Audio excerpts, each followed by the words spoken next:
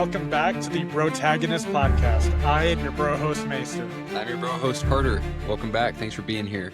Whether you're on Apple Podcasts, Spotify, or watching on YouTube, we are super glad that you are here. Today's another great episode that we're excited to bring to you. We have some of the normal segments, book breakdown, the Watchtower review, some games in between, and today's book is Homeland, the first book in the Legend of Drizzt, the first trilogy, right? Yeah, the Dark Elf trilogy. The Dark Elf trilogy. That's what it's called. I know there's like the Crystal Shard trilogy and all these other little mini series within the massive series that is the Legend of Drizzt. I think there's almost 30 books. I think there is 30. I believe it's broken into 10 trilogies, and I believe each of them can be read individually without having read previous ones.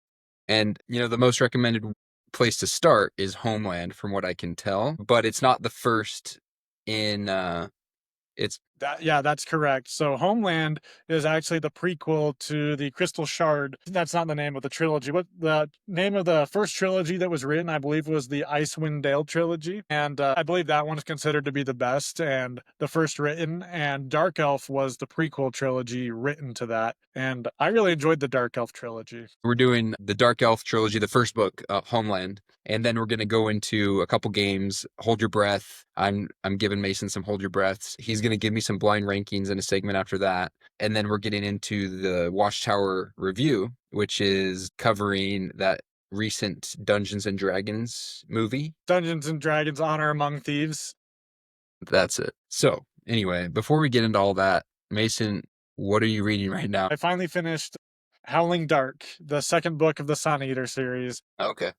It was a step up from Empire of Silence, but I think I finally just crossed the threshold of, okay, I'm invested now. I thought the book was a little bit slow paced, and I'm sure we'll have a great book battle about it in future episodes. But it felt like I was really accomplished finishing that book because it was so dense and a little bit slow paced, but had a good payoff in the end. And now I have moved on to a shorter book that will be a much easier read.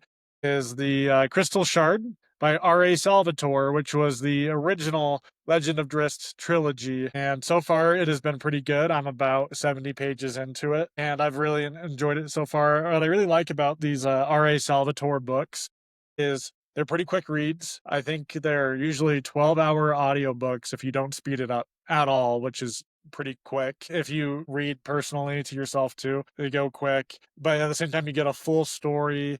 You get interesting character, good fight scenes, and they're very basic. It's not overly, complicated. Cool. The Crystal Shard trilogy, is it called Icewind Dale trilogy? Yeah. Okay, but the first book is Crystal Shard. Yes. Okay. I didn't understand that. Yep. Icewind Dale trilogy. The Crystal Shard is book number 1. Gotcha. Well, last week I told you I was jumping back into my childhood and reading some Levin Thumps and the Gateway to Fu. I finished that book this week. And actually today I started Dungeon Crawler Carl, which is what you told me to read. I know you just started it, but what are your first impressions? I know I just started it, but I was so immediately hooked that I've already read for like 4 hours today because I liked it so much. So I'm already a quarter through the book. Wow. That's And good. yeah, actually, as you were saying, I started on Audible and the Audible is fantastic. I still need to buy the physical copy, but the Audible, even though the book looks bigger, it's only 12 hours if you don't speed it up. Really? Yeah. So I know they look bigger, but it was actually just pretty short so far. So I think I'll be able to finish it before next episode. I'm sure our listeners would love to hear your feedback on what you think of Dungeon Crawler Carl. That's a popular one these days. Yeah, I haven't read anything like it, and it is a lot of fun so far. I really like it. It was different than I thought it was going to be so far, and I guess there's a lot to talk about because it's so insane. But on another note, I'm glad you read Howling Dark. That'll be a fun one to talk about, and I'm excited for you to get into the rest of the series. You might not like it as much as me. You said that you thought this was better than Red Rising, and these are two like the most recent elite sci-fi books. For me, when I compare Red Rising and Golden Sun to Empire of Silence and Howling Dark, I think that Red Rising blows it out of the water. I still think that A Sun Eater is solid, but just going off first 2 books, I'm definitely leaning Red Rising. I agree with you. Wow, so it gets good. I agree with you. It just, I think I've mentioned this before, but with Sun Eater, you are with Hadrian Marlowe from his perspective for 7 books, and all those books are almost 1,000 pages or more. So you're with his perspective for 7,000 pages. And I think at the end of, through 6 books of Red Rising, I think you're probably only with Darrow half that. The So, first 3 books are just a Darrow perspective, but they're but those shorter. are pretty short books. Yeah, So you're probably right, where it's like 3,000 pages of Darrow. all I'm saying is like I developed like I felt like it was like a personal connection with Hadrian Marlowe. Like I felt that way with Darrow, but just even deeper. And you go through so much pain and heartbreak and all this stuff and triumph and everything with them. So it's unique. They're completely different, and you can already see that they are different. So it's hard to compare them in the end, but you're right. Like I like Red Rising combined with Golden Sun almost a little bit better, definitely a little bit better than the first 2 books of Sun Eater. So there's that. That's interesting. I'm very, very curious to see how it all plays out now, because I do feel like I did turn a corner where I'm going from this is a little bit slow and I don't want to say boring, but just like really slow paced to, okay, we might be moving now. We might have a lot happening Yeah. now that some things have been established. Some people think in the Sun Eater that the 3rd book is the best book. Some people think it's 7th book. Some people think it's a 6th book. So 3, 6, and 7 are just super good. And I don't know if you realize that until you get further in, but it's really, really good. And then 4 is just, anyway, we'll stop talking about Sun Eater, but we'll have to have that first episode soon because I'm getting carried away. But let's get into the book breakdown, which is Homeland by R.A. Salvatore. I don't have a copy. I got mine. Yep. There it is. Homeland, Book 1 of the Dark Elf trilogy in the Legend of Drizzt by R.A. Salvatore, who, if you don't know, he's a very prolific fantasy writer. He's one of the old school writers, one of the originals that follows the Tolkien template pretty religiously, but very good books, very popular, very fun reads. And something, if you look at all of his books, on the very bottom it says Dungeons and Dragons. And so I think, I'm not entirely sure, but and I've played one game of Dungeons and Dragons ever, maybe one and a half. I do believe that a lot of the monsters and kind of the campaign ideas do kind of come from these books, to kind of make the guide, having the Dungeons and Dragons logo on there and all the kind of inspiration that inspires there, which is why we chose the Dungeons and Dragons movie for our Watchtower review today. But Carter, what are your like initial thoughts when you think back to reading Homeland? I know I say this about a lot of books, but I think, wow, this is something I've never read before, like, and that's how books should be. Like, they should all be original enough, but unfortunately, some are not. But this was something that was completely new. I liked that it was such a quick and concise story, and that trilogy is so easy to read. And you're just immersed into this world. So the setting is a city called Menzoberranzan, and it's an underground drow city ruled by like chaos and cruelty, where they worship the spider goddess Lolth, I think is how you say it. And to me, you don't get much of the Spider Queen almost at all, just like kind of hearing about her and how she rules. But already, I've never heard of a character that I'm more scared of, besides because I hate spiders. You like Ron Weasley? Yeah, but basically these drows, dark elves, they live underground. They've adapted to the darkness, and this city Menzoberranzan is kind of like a little bioluminescent in my head.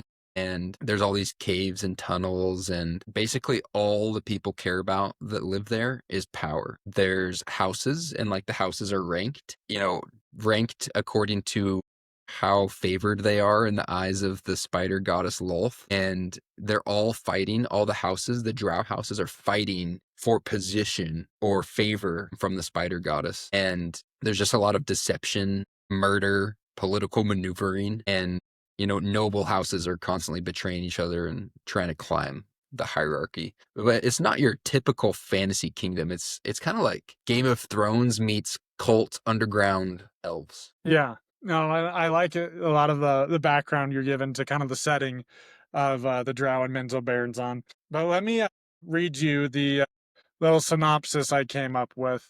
Homeland is a dark, fantasy novel set in the underground world of the Drow, a society built on power, tradition, and ruthless ambition. It follows Drist to Orden as he grows up in the city of Menzoberranzan, where he is trained as a warrior and expected to embrace the harsh values of his people. As Drist matures, he begins to question the cruelty and expectations surrounding him, while others seek power through manipulation and violence. He struggles with a different sense of morality that sets him apart.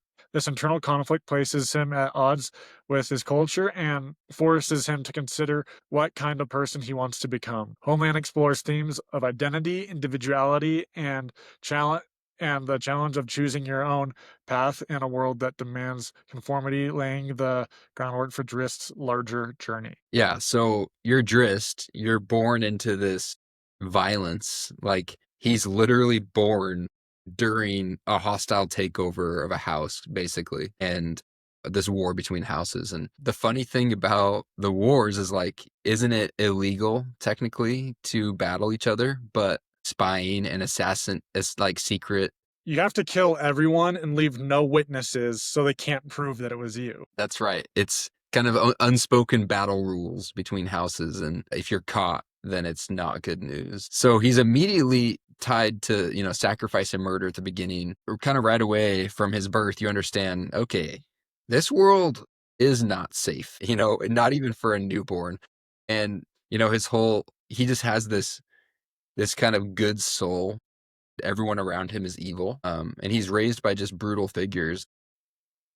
I remember he had two older brothers, and the younger of the two kills the older one during an invasion and attack on another house. So there's no love even between family members. And there is one figure, it's kind of Drist's mentor, Zach Nefane, or Zach, who kind of shows a hint of anything better than cruelty, malice, and power grabbing.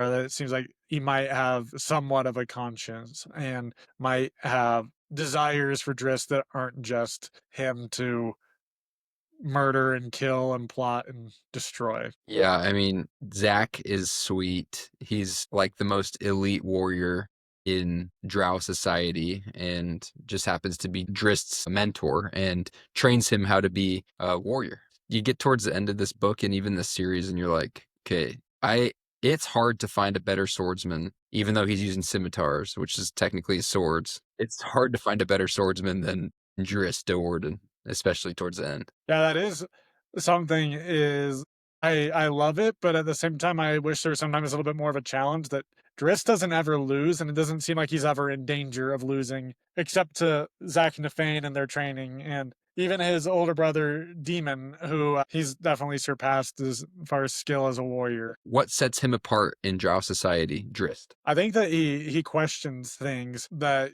he's like, why would we attack them? What's the point? Like why? And it's like to gain favor. Well, why do we want to gain favor? And I think he just has like a natural instinct to why would I just kill a random person? Like why would I do that? How come no one has any friends ever? I think it's just that he asked the question of why. Why do we do this? And because Drist isn't like above killing, he kills all the time, he fights all the time, he protects himself and protects his friends in later books, but he always asks the okay, why am I doing this? What's the point of me doing this? And because there isn't really one, it's just kind of chaos and everyone's struggling for power and he doesn't care for power, he doesn't fit in. Yeah, the moral conflict, he refuses to embrace the evil that's expected of him. He's expected to be this kind of brutal male, and the biggest thing that sticks out that was such an interesting dynamic was the matriarchy of Menzo Berenzon. So because I think they model their society after the Spider Queen, however Spider Queen wants it, the women are just evil and mean. Like everyone's evil and mean, but the head of the household is always a, what do they call them? Do you The remember? matron mother. The matron mother of the house, and they're just supposed to train their whole house to just be brutal and stuff like that. And they have like magical abilities and powers. Just to give everyone a clear picture, Drist's mother, the head of House Do'Urden, her name is Malice, Matron Malice. And before I forget, another difference of Drist is I don't know if you remember the reason, but he has purple eyes Yes. instead of everybody else has red eyes. Is that Yes. right? I believe that's correct. And all the drow's eyes are adapted to see in the dark down there. His eyes are purple, and I forget the reason. Was there something with his birth, or is it just he has purple eyes? He's the main character. They were, remember all the women were doing that spell to kill the other, I gotcha. to A little kind of, magic involved then. yeah, and then she goes into labor as they're doing their magic and their attack on the other house. Gotcha. Purple eyes, pretty cool. Yeah. So this this book is really about the moral conflict inside of Dristan, seeing what it explores, like what it's like to grow up in an evil society, and it's a unique look into a very unique society. And I think that's why this prequel series is such an important starting place, because you really get to understand Drist before he starts his adventures. Yeah, I really think this was like a very good origins where you see from birth to schooling to young adulthood to really like when Driss becoming a man, and when he has to really make a decision about who he is and what he's going to be. I think it's like very good to get the background of, okay, this is why Drist is so good at fighting. This is why everyone on the surface is afraid of him.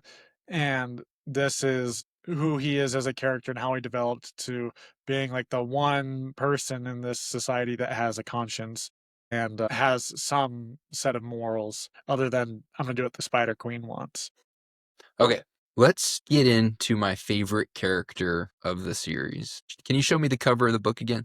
Guinevere is awesome. So obviously Drist is the dark elf on the cover, and then Guinevere is that huge black panther, and she's cool. Basically, this isn't really a spoiler. It's just kind of something that is, yeah, you obviously see them together on the cover, and she's a main character. So she's basically a magical figurine. And is it a spell that he uses to make her come to life? It's like a command. It's a command. So the little figurine represents Guinevere, but Guinevere lives in the spiritual plane, so you can't see her. But the command with the little figurine calls her into the physical world. And whenever she gets too hurt or she's been out too long, she has to go back to the spiritual world to recover. And she's a big panther. I think in the book it actually describes her a little smaller than on the cover, but I like to imagine her as big as she is on the cover because that's cooler. So, well, I have another copy. I think you'll like this picture better. But I have multiple copies of this book because I was trying to get a uniform trilogy, and there was no exile anywhere in this type. So I just like decided to switch it up because it was like cheap to do so. Where is it? Where are you? Here we go.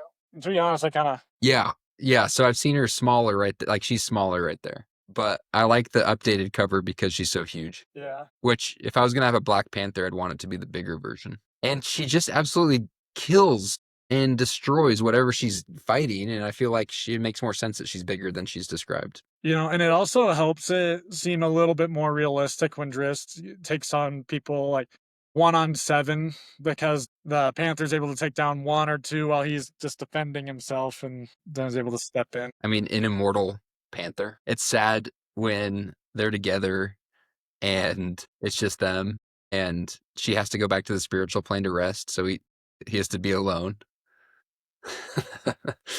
And he misses her. She's a really good companion for him.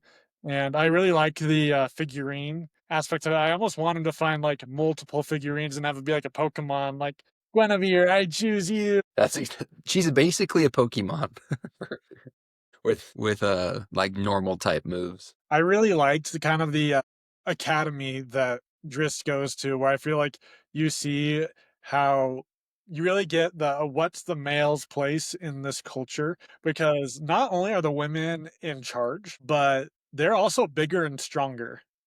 And It's like spiders. yeah, and so like the men are kind of just their grunts to do their dirty work for them, or they're just more expendable to them. And so even though Drist is the best fighter, the women in his family like do not care. They don't want to put up with him because he is in a lower social class than they are. But it was cool to have the academy to kind of highlight the, okay, this is the men's place in the drow, this is what they're used for, this is their training, they could have their place in the family. Yeah, I like the theme of the nature versus nurture. You know, Drist is raised in evil, but doesn't become evil. And the book asks, are we shaped by environment or something deeper? And that's a question as old as time, right? You always wonder, why are people the way they are? Why are people the way they are? Their parents are so nice, but why are they so mean? Or their parents are this way, but they're like this. But you know, there's definitely a little bit of both, I think. You know, and when people are so one way, it kind of can drive their kids to be the opposite or maybe the same. So it's tough to, you know, it's different with every kid. So, interesting. I haven't gotten to that point of fatherhood yet to have my own opinion yet. Well, Carter, I just got a couple of questions for you and want to hear your opinions on them. I guess the first is, what do you think is the biggest strength of this book? I think it is just watch like we've touched on, I think it is just watching how Drist navigates his life all the way up into the point where he kind of can find freedom for himself. And he really finds a way to be good and hide it, because in this world, being good is dangerous. You'll get yourself killed. And choosing morality is basically choosing hardship, and seeing him choose the hardest path possible to be the best version of himself that he can be. And he doesn't even know what that means. He has no example of what good is besides the glimpses you see from Zaknafane, but he has to find his own way and his own code, and he has to go based off how he feels. And I love the, you know, fights with the scimitars. I love the action scenes because I do think they're really well done, but it's mostly seeing Drist become who he is. And one of my favorite scenes is when, you know, kind of light spoilers, but my favorite scenes when they go to the surface in an effort to like kill regular elves. Uh-huh. And he just has that internal struggle with himself, and to see how that plays out is kind of a defining moment for him. And it's, you know, it's such a dark hero origin story that I haven't read anything like it. I really like that. I do think it was a very good origins where you get to see a lot of Drist and how he becomes who he is. Second question for you is, what weaknesses do you think this book had, if any? The pacing can feel slow, even though it's a short book with all the training and internal monologue. And also, the side characters sometimes feel more like symbols than fully fleshed out people. They don't really have these personalities you can dive into. You just know they're mean. And that's basically their personality, is just being mean. All he had to do is imagine, oh, what would a mean person say in this situation? Or it's not action heavy, I would say, but the action you do get is great. But it is a kind of a little more introspective, because the novel is not immediate conflict. It is an origin story. We get a lot more action in book 2 and 3. Yeah. I But think for me, what yeah, was really hard about this book, and I have more of an appreciation for it now where the setting is so different and unique, and it's a totally different hero's origin story because it's from such a place. But I just felt that a society where no one cares about anyone and they all kind of hate each other or just use each other and there's no morals was something hard to relate to. I feel like if R.A. Salvatore just transitioned it to, okay, the houses are rivals. There's not really friends, but the families are really tight knit. They got each other's backs. And Drist not being able to go through with all the violence outside, and it basically tears him away from the family. It seems a little bit more relatable than, oh yeah, like even in the family they hate each other, they kill each other to try to gain more power. You know, it almost seems if they could add anywhere to you have allies or people that care about each other, it's more relatable, it's more understandable. Like, you know, you think about like the gang world where there's so much violence and rivalries and chaos going on. But at the same time, if you're in the gang with someone, at least how it's portrayed on TV, is you love each other, you have each other's back. Someone takes them out, you're going after them. I feel like that would have been a little bit more relatable and a little bit easier to follow, where I was kind of like, yeah, I'd want to leave this place too. Like, no one likes each other. No one has friends. No one has any. What is there to be happy about in this world? exactly. And you can almost tell that the Spider Queen is kind of brainwashing them, and that the matron mothers are then also brainwashing everybody else in their own way. It's very impressive that he did find his way out of that, because how do you even know what's wrong when you're taught that wrong is right? And I guess that's where I kinda lost it, where an interesting setting, but I'm not really buying it. Even though I know this is a made up story, I'm not really buying everything that's going on. You just gotta make a few tweaks to it. So I guess that was something for me, and then the pacing a little bit, but yeah, overall, it was solid, though. Okay. And if you last question for you, if you had to recommend this book to somebody, like, what would be, like, that kinda group that you would recommend to? Just like you, I played one round of D&D in my life, and it was that. I don't even know what I was doing. I was rolling dice and I was making these character profiles, and it took forever. So I personally haven't seen the joy in the game itself, but I think anybody that plays D&D would like this book, I'm assuming. Anyone that wants something different, they've already read The Mistborns, they've already read Stormlight, they've read Red Rising, they've read these mainstream fantasy and sci-fi books, but they just want to taste a little of something a little bit different. I'd say, oh, you should read the Dark Elf trilogy. It's unique. It has deep fantasy roots, and uh it's good character work with the main character, and you'll see some really cool sword fights. But it's not too deep. It's not too complicated. It's pretty straightforward story, and it's a quick one. Just like you said, you restarted the Crystal Shard trilogy just because you need something that's a little bit quicker, fast paced, and yeah. But I have a question for you. Of the three books in this trilogy, Homeland, Sojourn, and Exile, or is it the other way around? It goes Homeland, Exile, Sojourn. Yes. What order do you rank them in? Don't I don't need their rankings, but what order do you have them in? I would go Exile. Homeland and Sojourn are kind of a tie for me, but I'd probably go Homeland and then Sojourn. Okay. I have Homeland ranked actually a lot higher than the other two. Really? Just because the world was so unique, I think. And I enjoyed his breakaway and his child. Like, I enjoyed the origin story. I'm a sucker for origin stories. And when he gets in number two, he's basically just fighting and trying to survive the entire time. And number three, he's figuring out the world a little bit more, which I really like number three. Anyway, I liked Homeland the best of the three. I'd recommend the series. Do you recommend it? But yeah, I really enjoyed the series, and I was thinking about this in my car today. Who would I recommend the Dark Elf trilogy to when Carter asked me this question? Okay. Hey, Mason, who would you recommend the Dark Elf trilogy to? I would recommend the Dark Elf trilogy to people who like fantasy but don't like reading. Because really, all three of these books put together are about the length of one usual fantasy novel, where even Mistborn, which is on the shorter end of a fantasy novel, or Warbreaker, Elantris, Sword of Kaigen, they're all 700 page books, where these are 200 to 300 and really quick reads. If you want to do the Audible is really quick. I think you have to like fantasy. I don't think if you're really interested in fantasy, this isn't a good beginner one. I think it's if you're into high fantasy and you just want to switch to something a little shorter, or if you like the TV shows and you just can't commit to a book that long, this is the one. Yeah, if you don't want to read words like Menzo Baronzon, then you won't like these books. But if you want to see some dark elf action and some scimitars, killing monsters and evil spider queens, this is the trilogy for you. And I think it's a good entry point, is what people tell me, if you want to read any Dungeons and Dragons books. Yeah. Yeah. Um, okay, Mason, let's get into our ranking for Homeland. What do you have it at? I ranked this book at a 7.3. Okay.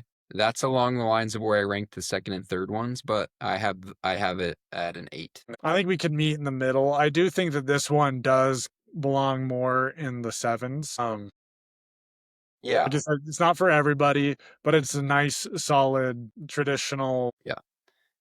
And 8.1 was just like my personal ranking, and I just love this kind of stuff, so that's kind of my personal ranking. But yeah, if we're gonna go and analyze this ranking a little more, put it up against books we've already ranked for a protagonist score, sevens is accurate. I just kind of come into a compromise here. I'm thinking we rank.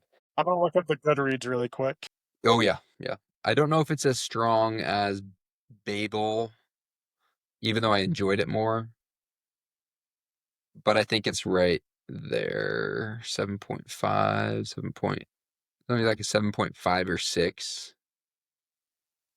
Maybe 7.5. So Goodreads has it at an 8.5. Okay. Huh. I was kind of leaning 7.6 because I also thought I enjoyed it more than Babel, but I know it's not as good as a book as Babel. That's kind of where I'm at. I know the writing wasn't as good, but it's way more imaginative, I'd say. It's not as good as Aragon. We ranked that at 7.8. I think seven. I think it's better than The Martian personally. And The Martian was a 7.5. You like it better than The Martian. The Martian is just a little, it's just very different. They're very different.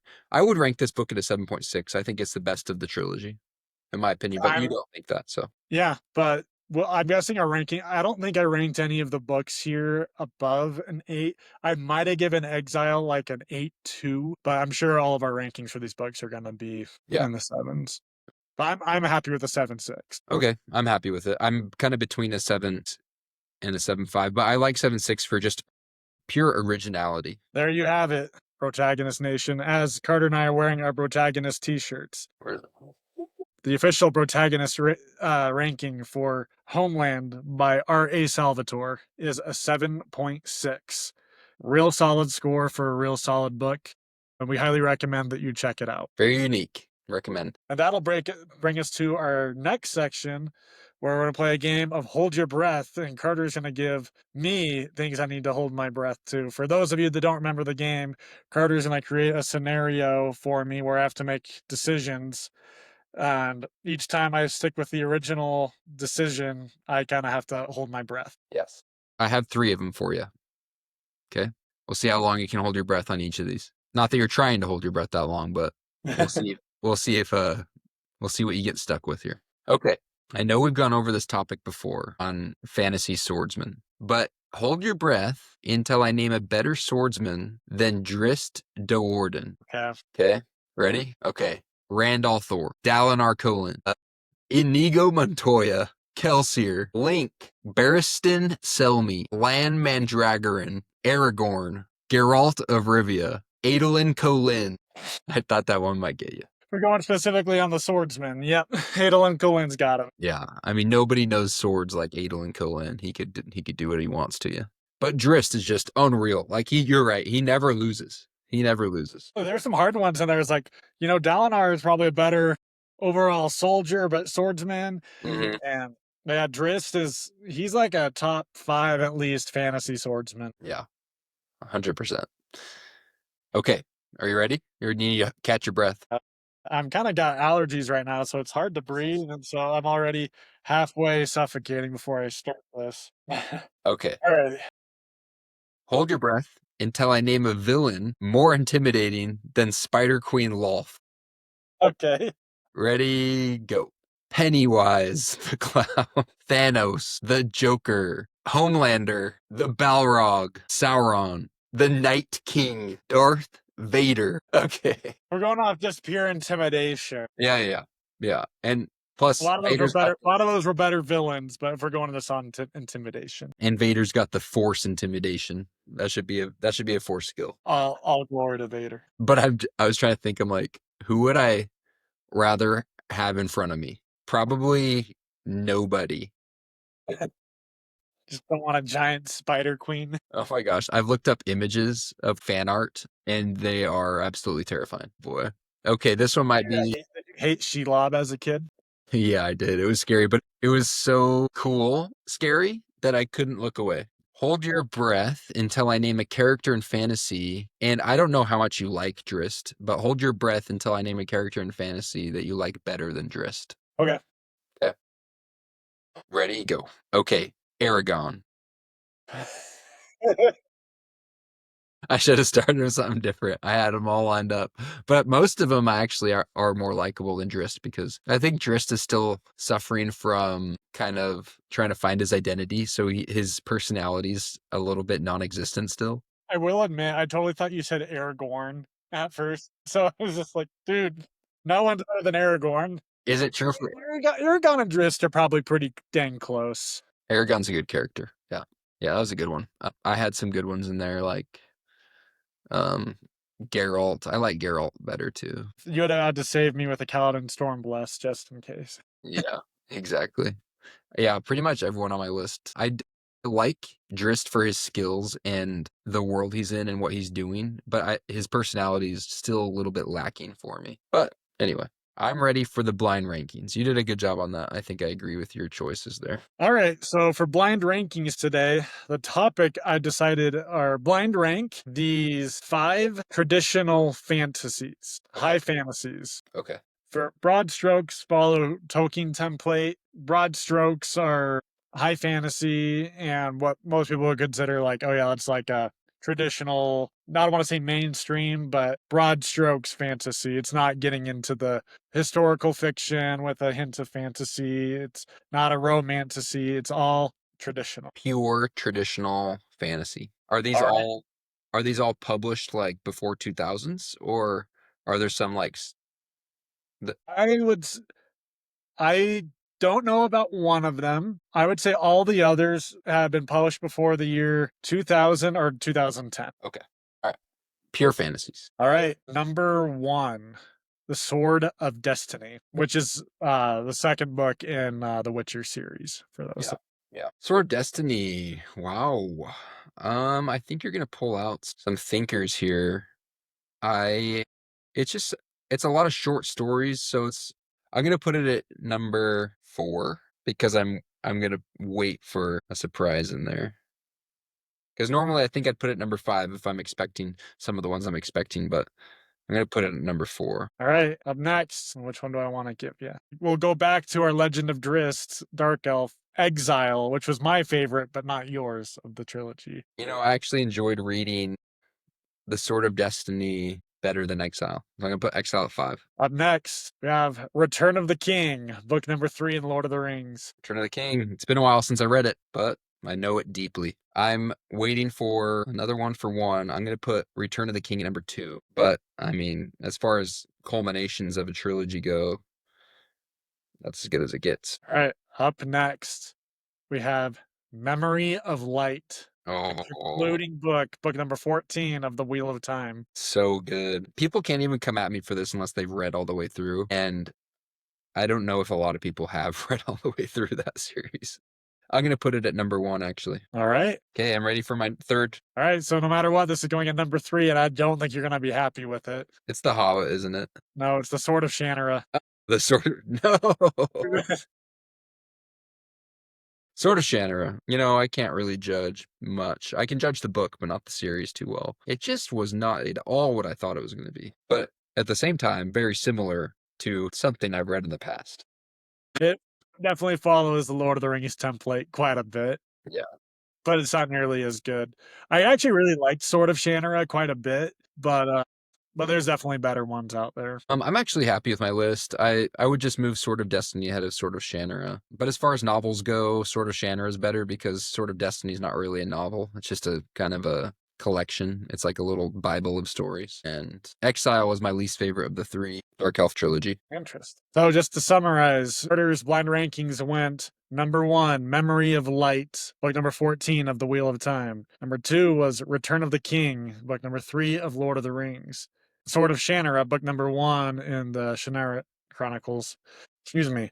Number 4 was Sword of Destiny, which is the second book in The Witcher. And number 5 was Exile, which is book number 2 in the Dark Elf trilogy. Would you have put Memory of Light at number 1?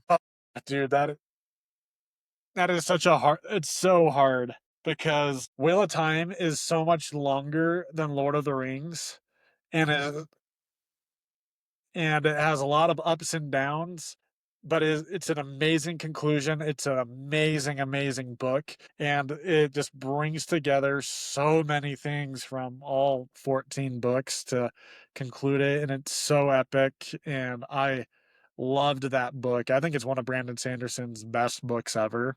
Return of the King is like Lord of the Rings is basically the parent to all the other fantasies that are even the ones that are coming out more now that aren't really following the template. Still, I think Lord of the Rings is influencing those and has set the standard so high, both in books and in movies. And I was really surprised at how much I liked the Return of the King book compared to the Fellowship and to the Two Towers, because I thought Really? all the movies were very similar in caliber. But Return of the King was so good, and I loved the even the appendices that were in it. They give you so many more insights. It's really hard to choose, but The Lord of the Rings is not as long as The Wheel of Time, and it was wrapping up less and not nearly as much action as like the 500 pages of the last battle that we get in Yeah. Memory of Light. But if you read all of Tolkien's works, it's about the same amount of books.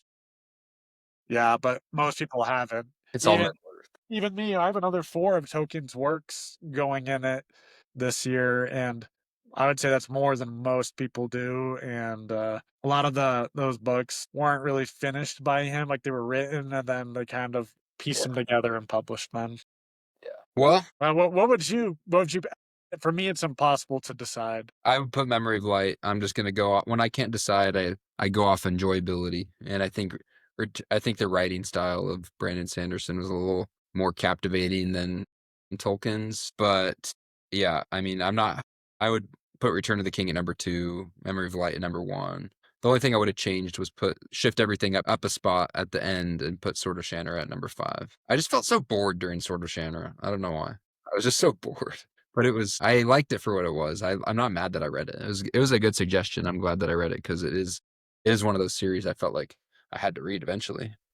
And now I know. That gets us to our Watchtower review. And because the Dark Elf trilogy and all of the Legend of Drizzt books are adopted into the Dungeons and Dragons universe, we have decided to not review exactly, but to dive into, let's say, in our own way, the Dungeons and Dragons movie that came out in 2023. And so Mason's watched this movie. Admittedly, I tried to watch this movie yesterday to be prepared for this episode, but I get onto Paramount Plus and I play it and it's only words and the screen is black. I can't get any visual, only audio. I restart the app. I re-download it and still like this movie's not playing for me. Finally, I got a little bit onto my phone, but I thought it'd be more captivating if I kind of if Mason guides me through the movie and I can ask him questions about it. So we're gonna go a little bit different route for this Watchtower review, but I did watch enough of it where I can talk to some of the characters. Great. So I guess the first important question, Mason, is this a good movie? I thought it was a good movie. As someone that doesn't really play D&D, but since I've played one time or like a time and a half, I understand how the game is played, and I could definitely see when things aren't going right for the characters, how that could potentially be them not getting the roles they need. Something that you see in the trailer is Chris Pine's character. I can't remember his name in the movie, but he's like trying to cut his ropes like on the steps while they're trying to escape. And it's not cutting. And I was like, I could totally imagine someone that's like, I'm gonna cut my ropes on the stairs and they roll and they don't get like the number they need. They just like have to keep rolling. That's pretty funny. So you're saying it does a good job like nodding to actual gameplay. In my opinion, yes. I don't play Dungeons and Dragons consistently. I haven't really spoken to anyone that does play Dungeons and Dragons consistently. If they do, if they thought it was good, but they tried to add in like all like the different classes. So you got the bard, the barbarian, the sorcerer, the druid, and the paladin, right? Yeah. Yeah. From what I can see, people have said that it's a good translation of the game. And I thought it was very humorous and funny, but at the same time had some good action and like a good quest. So sometimes fantasy movies can try to play into a little bit, you know, too much comedy and stuff and like making light of fantasy and just jokes that don't hit in some of these fantasy movies. But I heard the humor is really good in these movies and some of the jokes suck, but for the most part, it was pretty funny and it was a good balance. Yeah, I think even when you watch comedy movies and you're laughing 90% of the time, there's still a lot of jokes that don't hit. And I think that's the same in this one, where I would say it was a fantasy comedy. I think they might have been a little bit too heavy on the comedy, Mm. but I thought for the most part, like 80 to 90% of the jokes hit pretty good, and I enjoyed them and had good laugh. So the villain, I hear this is the only like critique people have of the movie is they say the villain is pretty forgettable. and kind of misses the mark? I'd say Forgettable is very good because, going over my head, like, oh, things I like about this movie, things that I remember. To be honest, like the villain did not even come to mind at all. I gotcha. I know this was marketed kind of all over the place, but it seems to have worked as a movie that you enjoyed even without having played D&D much at all. Yeah. So, going into it not knowing anything about D&D, is it still enjoyable? Yeah, I definitely don't think that you need to have played any D&D to watch it to really understand what's going on. They left it very basic, very, where most people can understand the concept of going on a quest, and they're creating a team together with people from different backgrounds and different specialties in order to accomplish this quest. I thought it was very family friendly, very user friendly. It wasn't like a deep dive into nerdum. It was very, very beginner, very digestible for anyone that has a remote interest in fantasy, where I don't think you needed to be a fantasy nerd like us to appreciate it. It is weird that we're fantasy nerds and we don't play D&D. I just don't think I have the time to play D&D. Do you know how many days of my week I have 10 straight hours to do a camp? I just don't. I think I just would rather read, and that's why we have a book podcast, and that's why I didn't have time to watch the Dungeons and Dragons movie, because I was reading Dungeon Crawler Carl. So hey, that's kind of Dungeons and Dragonsy. They both have dungeons. Well, is there anything you want to say about this movie? Positives was, very digestible, very user friendly, where I feel like anyone can watch this. It's very family friendly. I feel a lot of the fantasies are going a little bit too adult, which is fine. Everyone has their artistic choices, but I think in doing that, you lose the magic a little bit. Like the ones that really stick with us and that have become generational phenomenons, like Lord of the Rings, Harry Potter, Pirates of the Caribbean, those types of movies where everyone born in our generation is like, oh yeah, I've seen all those movies. I grew up with those movies. I die for them. It's because you're able to watch them as a kid. You're able to grow up with them. And then as an adult, you're able to watch them again and see all that you missed as a kid and find even a greater appreciation for it. Where Game of Thrones, which is a fantastic series up until season 8, is really good. A lot of people really love it and really follow it.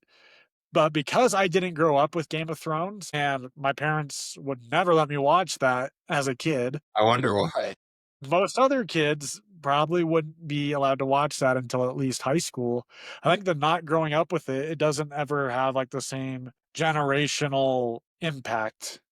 Well, I have two questions left for you here in this segment. One is, instead of just naming critiques, if you could change one thing in the movie right now, just one specific thing, would it be any? Is there something? Specific thing. I think they just needed to tone down the humor a little bit. Have it just be slightly more serious. I think humor has a really good place in fantasy. So when it happens, like when Gimli makes a joke to Legolas, it's really funny because like you just don't expect it. And so I think if they tone that back just a hair, and I kind of have the same complaint with Chris Pine and Star Trek was, all right, man, you could take some things seriously. We get it. You're adding a fun element to it, but we just need we just needed a little bit more heads on. Yeah, I gotcha. And not so Not so silly. silly. Yeah, I think that's just a little bit less silly. But for a high fantasy fan, and probably for a lot of people that are in Dungeons and Dragons, they probably would like just like their stuff taken a little bit more seriously. So don't take as many risks on the jokes. Like, you keep the ones in that work, obviously, and just tone it down a little bit. Cool. I have no idea how well this did in the theaters because even in 2023, the theater situation was weird with COVID. And I feel up until very recently, the theaters and the industry has not really recovered because everyone got out of the habit of going to see movies for a year and a half, 2 years, and kind of got into the it'll be out in 30 days on whatever streaming service for free. So why would I go? Especially with how expensive movie tickets are now. Why would I go have a $50 to $100 night to go see a movie that's gonna be free? And if I'm not wrong, I think this movie released straight to streaming platform at the same time as it was in the movie theaters. Not for free, but like you could rent it on something, I Yeah, believe. it is possible. I went to the theater with, Jordan Cedric and saw Nice. It was like it came out like during like my birthday week, and we went and saw the Mario movie and this one like in 2 days in a row. Jordan thought it was funny and I thought it was good. They have a dragon in there. I know how much you like dragons. I saw that it was a fat dragon. Is that right? It's like a super fat dragon. It's like Smaug, but just like a fat version. Yeah, I do like dragons. It's true. Actually, you like books more without dragons. I do like dragons. I just think because they're used so much in fantasy that it's not. It's kind of like refreshing to get something different. Why do you think they are so overused? It's the token template. It's true. And I think because they've had so much success and there's like kind of the mystique around dragons is it's not like something completely made up like an orc, where in our world no one's ever you don't read the Bible and read the word orc or look in the Chinese culture and be like, oh, why do they have depictions of orcs? That doesn't happen. But dragons are all over our world's mythics, from Vikings to the Chinese. It's in the Bible and the mention of dragons, and you're like, how did all these get there? I think that people, even people think I'm crazy for thinking this, probably have in the back of their head, I bet dragons existed in our world at some point. So a step into that section of fantasy with dragons is I wonder if this is a step into our past as well. Hey, well said. We should have a specialty segment. No, not a segment. We should have a specialty episode where we talk about dragons and them possibly being real. We'll go through all the other conspiracy theorists and that'd be fun. Anyway, that brings us to a fan favorite segment brought to you by Moe's Seafood and Chowder on the Oregon coast, serving delicious and world famous clam chowder for over 80 years. This segment is sponsored by Moe's and it is the weapon of wisdom. And today Mason is going to bless us with a weapon of wisdom. I'm just going to hand it right off to you, buddy. All right. So the quote today is from the book Homeland by R.A. Salvatore. And it's a pretty short and sweet one, but I really like it. It says, nothing burns in your heart like the emptiness of losing something, someone before you truly have learned its value. And this also makes you think of the quote from The Office from Andy Bernard of, I wish there was a way to know you're in the good old days before you've actually left them. And I really think that it's hard to recognize the blessings and the good things in your life in the moment. And when you have someone special around, whether it's a friend or family or just even something, just like the opportunity to live in Hawaii like we did. And when you're in the moment of something, it's so important for us to find joy in every step of the journey, no matter how hard it is, and to find the good things in our life that we appreciate, not take them for granted. Because whenever we leave a situation or leave a person or a friend, you end up missing them and missing that time in your life. No matter how hard it was, you wish you could go back to certain elements of that. Find joy in the journey every step along the way. I love it. That was Sorry, I like talked a lot. That was like 4 weapon of wisdoms in one, and it was great. Well, thanks for that, Mason. Going over our episode today, we went over the novel, the first book in the Dark Elf trilogy, Homeland, by R.A. Salvatore. We liked this series. We recommend this series. It is the prequel series to 30 combined books of the Legend of Drizzt, and well worth it. And it, like Mason said, it's probably for, fantasy fans. If you're a fantasy fan that doesn't like to read, like you like just, movies and games and stuff like that, it's a good one to read because it's short and you get the full trilogy within the length of, a normal book. Then we did a couple games, a hold your breath game. We did a blind rankings game, super fun, some laughs there. Those were actually the Legend of Drizzt themed, Homeland themed, with some other fantasies thrown in there. And then we did a little bit of a Watchtower review on the Dungeons and Dragons movie that came out in 2023, Honor Among Thieves. Then Mason gave maybe one of the best weapon of wisdom so far. I encourage you to go back and listen to that if you haven't already. And that's this episode, guys. Thanks for being here. Episode 15. We really couldn't do without you guys. You make us feel supported, and we want to keep going and bringing you, fantasy news, fantasy book reviews, talking about all the stuff we like to talk about. And Hopefully, you're finding this channel enjoyable, and we encourage you to subscribe, and not only subscribe, but to turn on the notification button. If you just have, 5 seconds right now, go onto YouTube, not only subscribe, but hit that notification button, and that really helps out. So thanks, guys. We're not doing it for those views, but it does help us bring you more content. Not that we'll ever be paid from this, but one day if we want to kind of get like a new light for the studio or something, maybe Maybe do some book giveaways book or something. giveaways would be great. That's it. Get a Protagonist podcast t-shirt. Yeah. And when we get to 1,000 subscribers on YouTube, we're going to do a book giveaway. So how about that? Get us to 1,000 subs, and we'll get that announced as soon as possible. So we'll see you next week, guys. Thank you, guys. Protagonists.